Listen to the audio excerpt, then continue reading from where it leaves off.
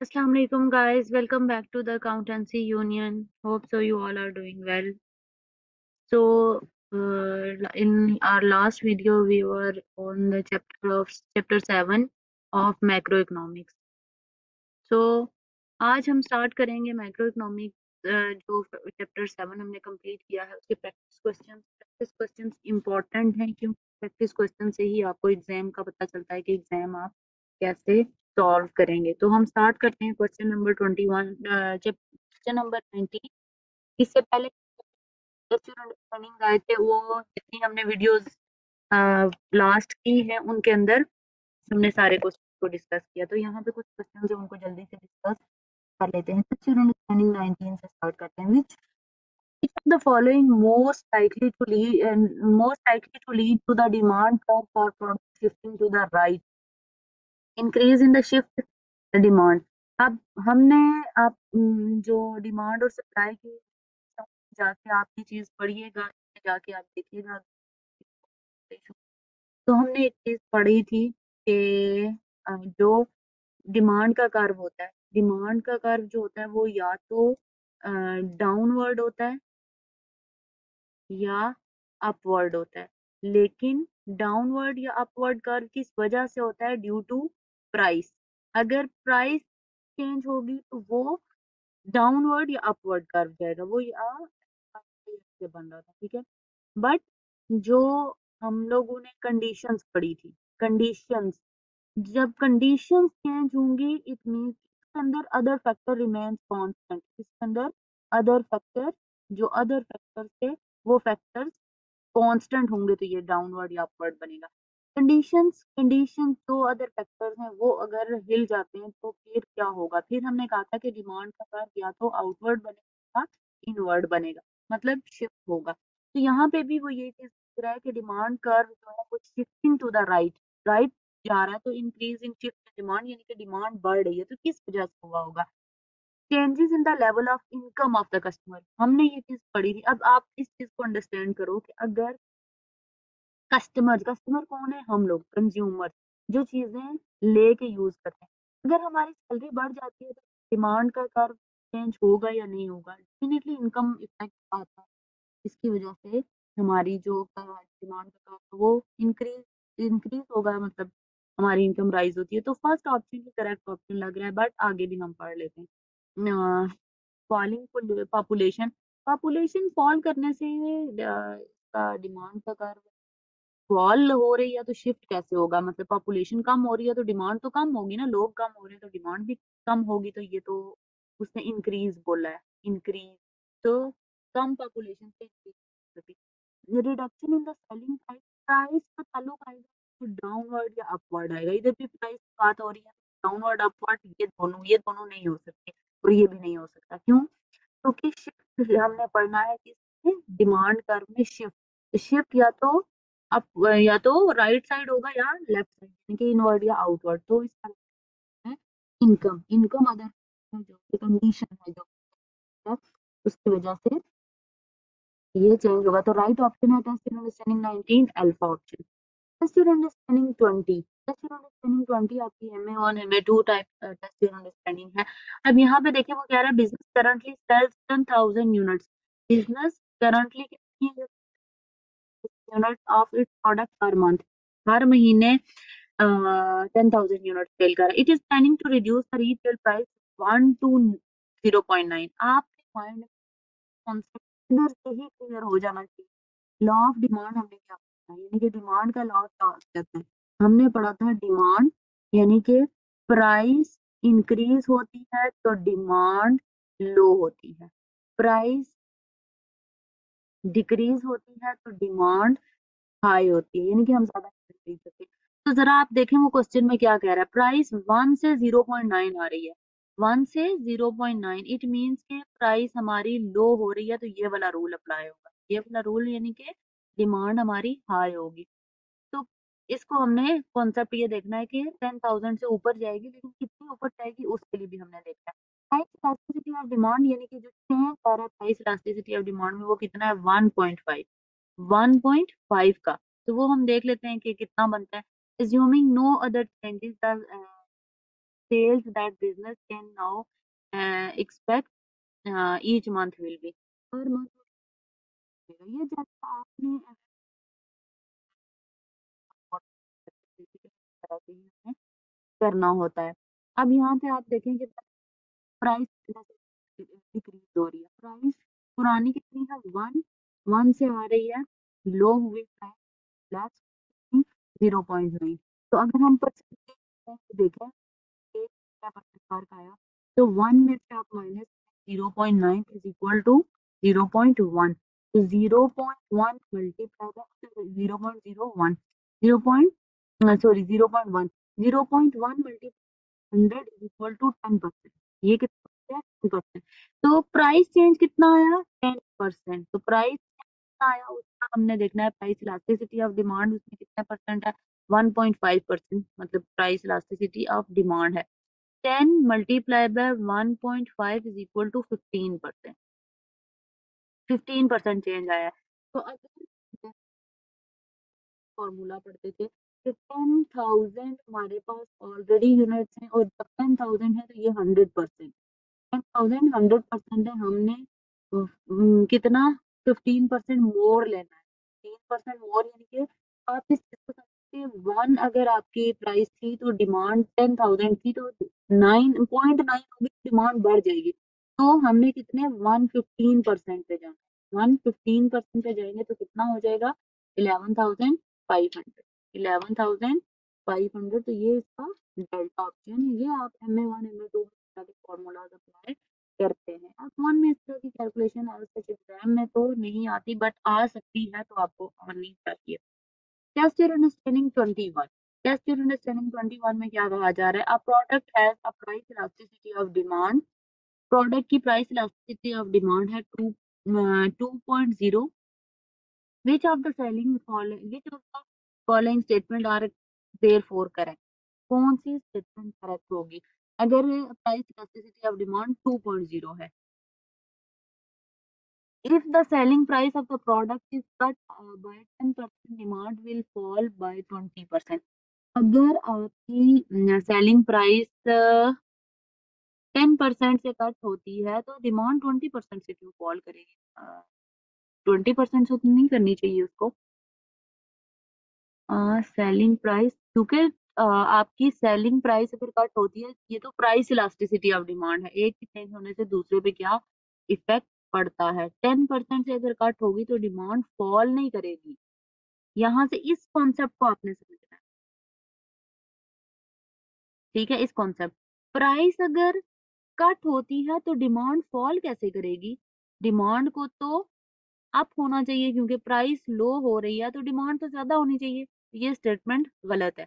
If the selling price of the product rise by 10%, अगर sale price 10% से बढ़ती है डिमांड विल फॉल, ये स्टेटमेंट बिल्कुल करेक्ट है। क्यों, प्राइस इंक्रीज तो डिमांड डिक्रीज, प्राइस, और ये आंसर भी 2.0% है। हमने कहा था ना जो आपकी 0.1% से हाईएस्ट होगी उसके ऊपर डिमांड का इफेक्ट होता है, यानी वो परफेक्ट इलास्टिक होते हैं।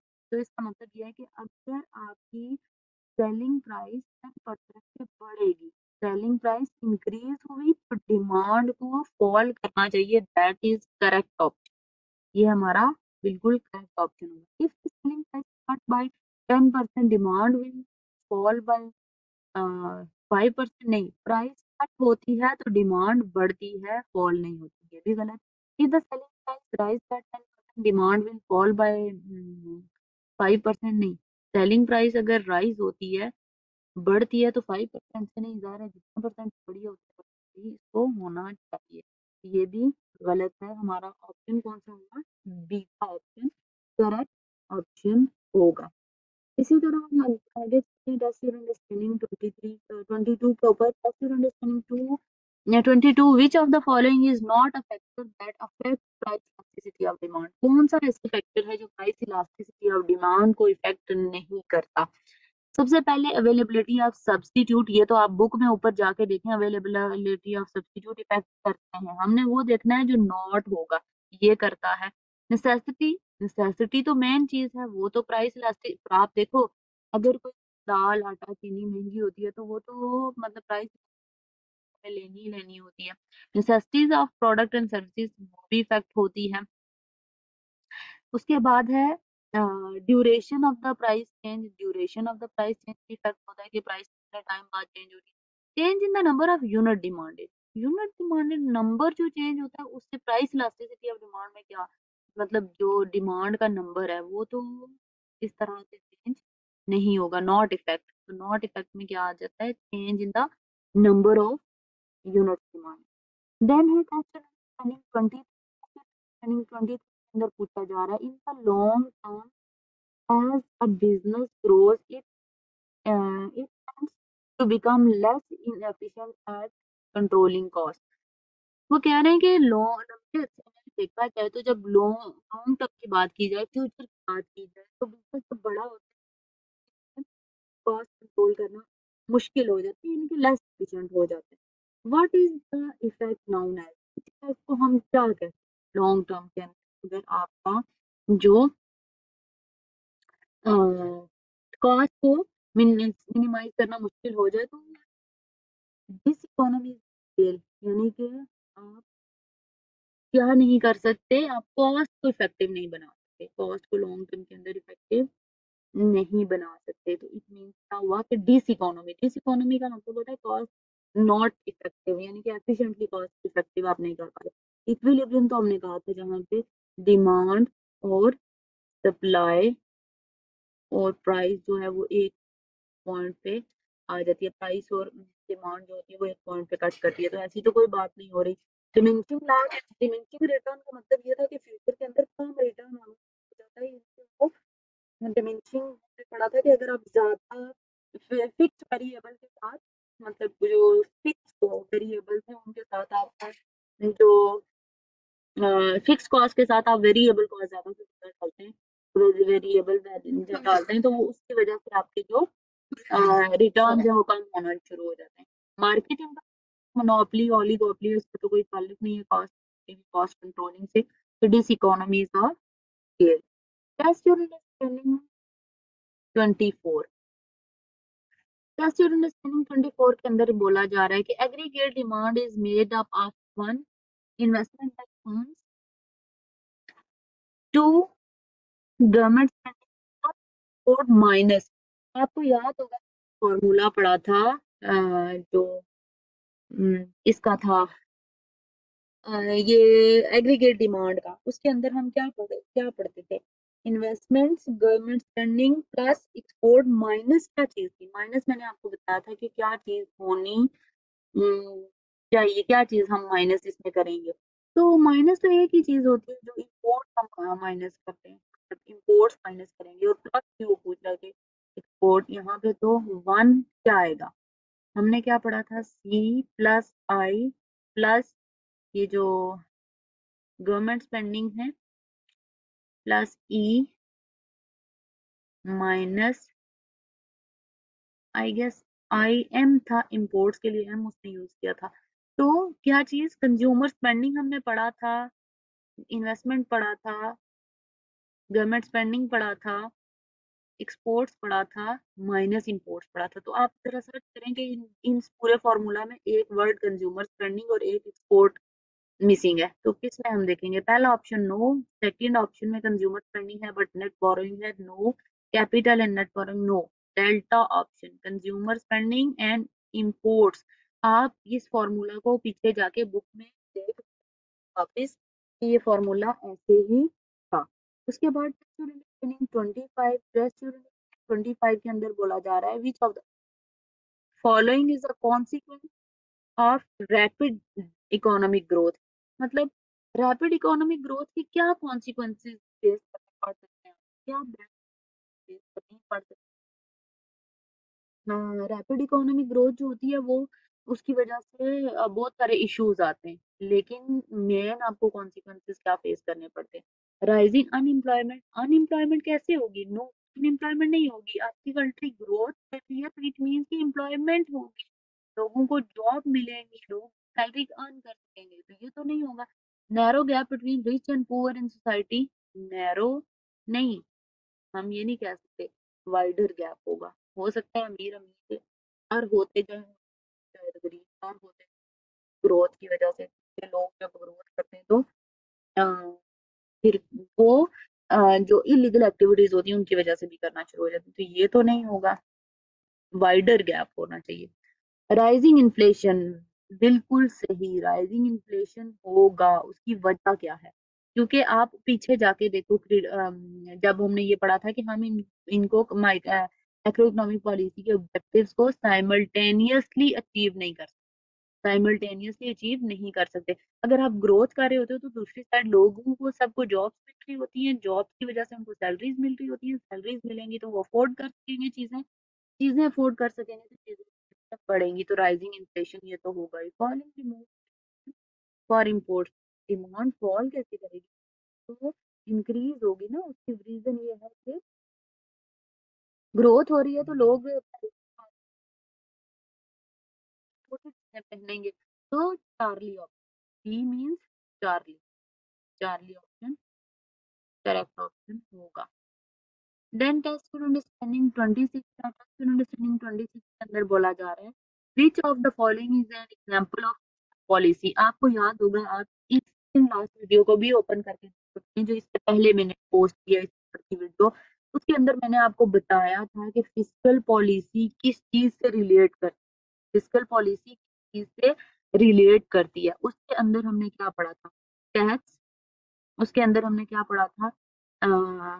गवर्नमेंट की स्पेंडिंग्स, ठीक है। फिर हमने पढ़ा था budget deficit, budget deficit, budget surplus, ये हमने इसमें पढ़ा था फिस्कल पॉलिसी। ये अभी पीछे आप लास्ट वीडियो के अंदर देख सकते हैं।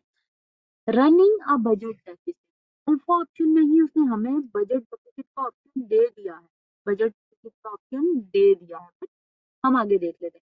इंटरेस्ट रेट किसके साथ ताल्लुक है? लास्ट वीडियो के अंदर आप आके देखें, मॉनेटरी पॉलिसी मैंने बताया, गवर्नमेंट बॉन्ड है, गवर्नमेंट बॉन्ड मनी है, मनी किसके से रिलेटेड है? Monetary policy. Increase in the bank reserve requirement, bank reserve requirement कब तक होंगी? हमें मॉनेटरी पॉलिसी को देखना है, जब हमें मॉनेटरी पॉलिसी को देखना है, फिस्कल पॉलिसी का तो इससे कोई ताल्लुक नहीं है। Test your understanding 27, the government of the The government of country B is concerned that economy is growing too quickly. Government concern है कि इकोनॉमी बहुत जल्दी जल्दी ग्रो कर रही है। Which of the following policies might implement in order to slow growth?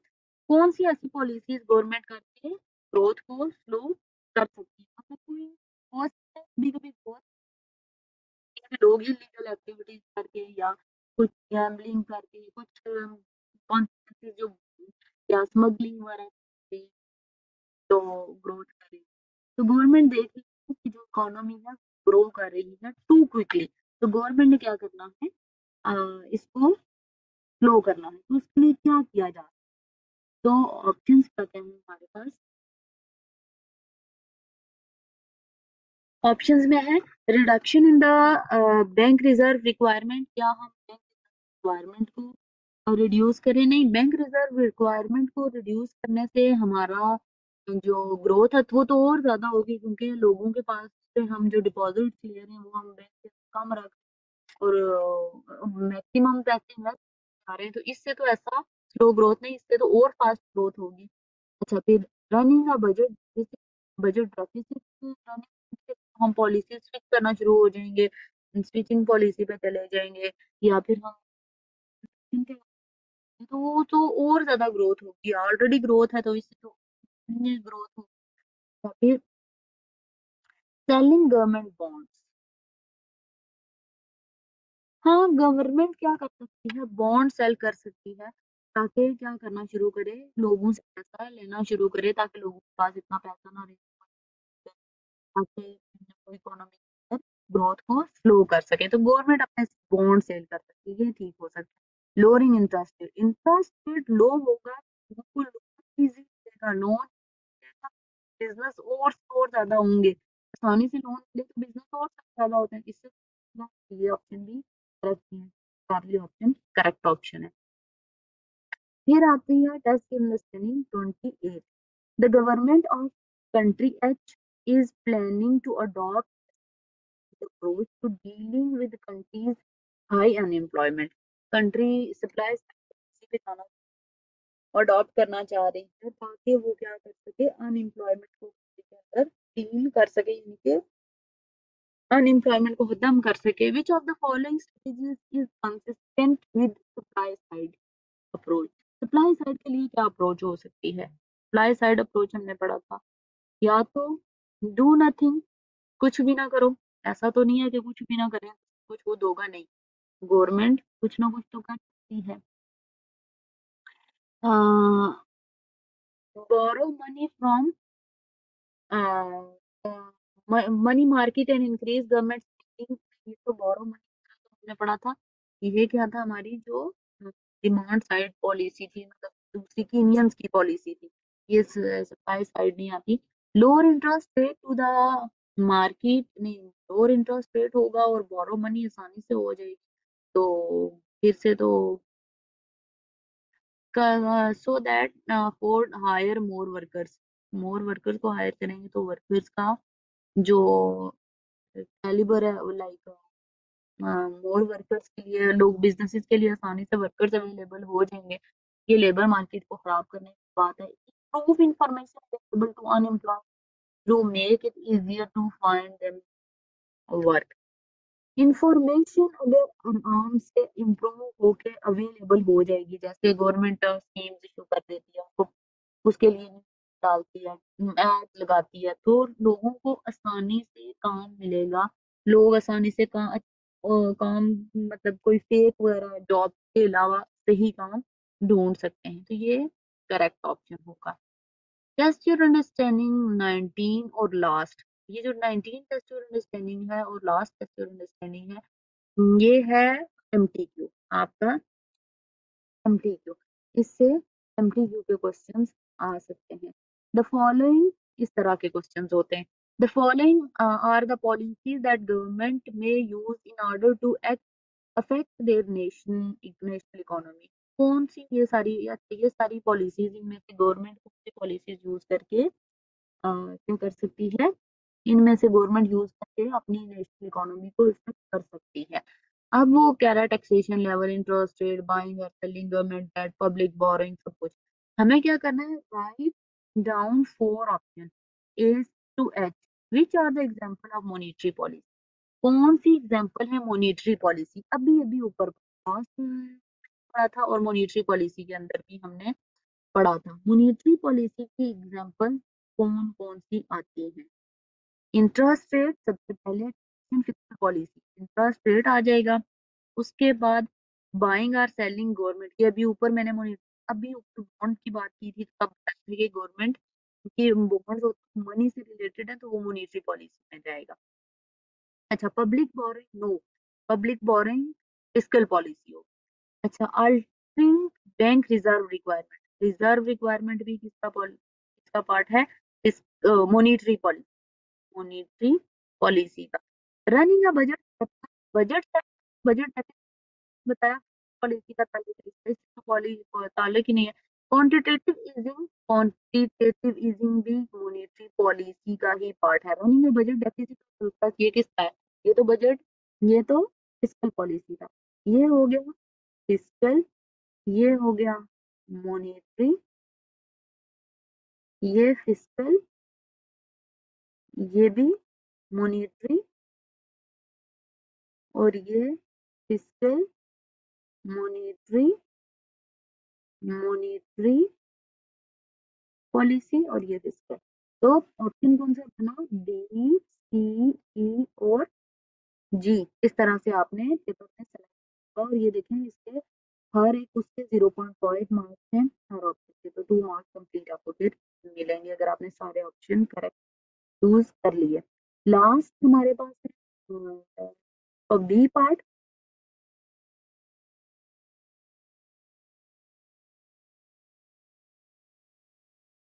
अच्छा, B part के अंदर क्या है? Following are the possible effect of government interference.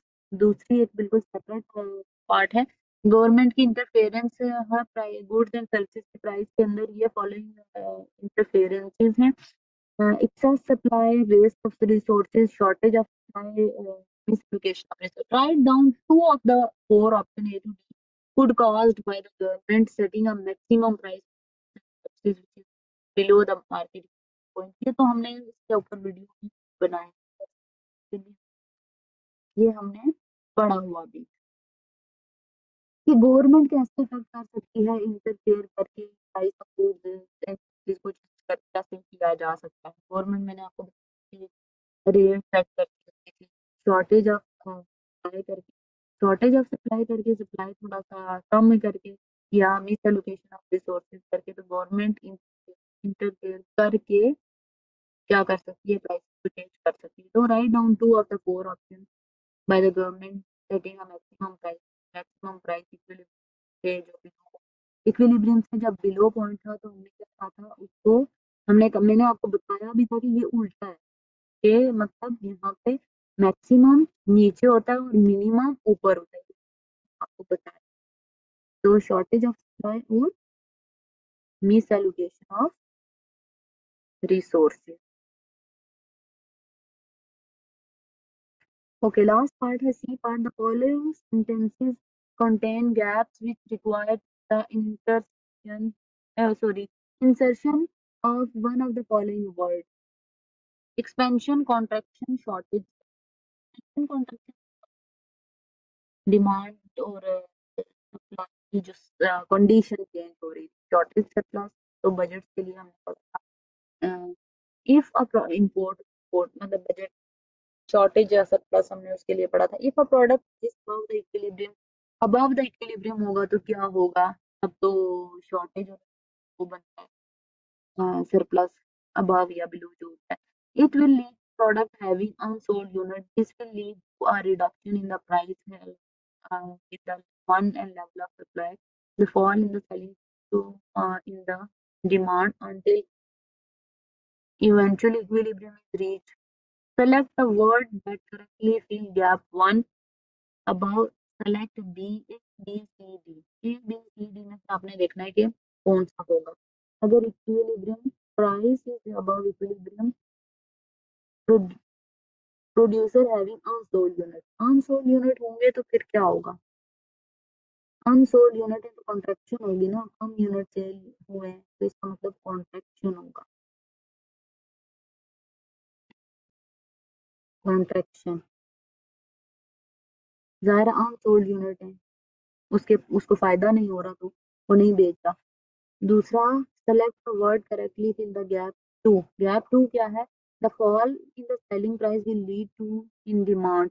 Fall होगा सेलिंग प्राइस, सेलर को फायदा नहीं होगा, डिमांड बढ़ेगी। until eventually equilibrium is reached, equilibrium आता है तो फिर जाहिर अगर सेलिंग प्राइस कम हुई है तो डिमांड लीड बढ़ी है, इंक्रीज होगी तो एक्सपेंशन होगा। तो इसमें क्या आ जाएगा, बी और ए ऑप्शन, ये दोनों करेक्ट ऑप्शन।